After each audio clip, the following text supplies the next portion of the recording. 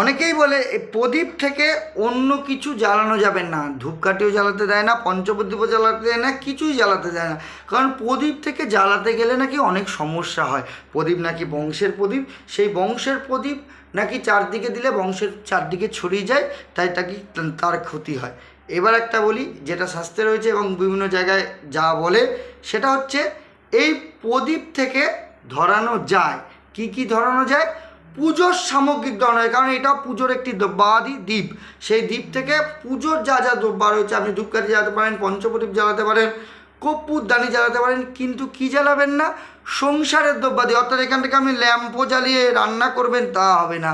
এখান থেকে আপনি অন্যান্য কিছু জ্বালিয়ে করবেন, সেইটা হবে না। অর্থাৎ পুজোর দ্রব্যাদিতে কোনো কাজে যদি এই আগুনটা ব্যবহার করা হয়, তাতে কোনো অসুবিধা নেই। অনেক বাড়িতে গিয়ে এই সম্মুখীন হয়, অনেকেই বলে যে এটা, কিন্তু আমি যেটুকু পেয়েছি এটুকুই আপনাদেরকে বললাম।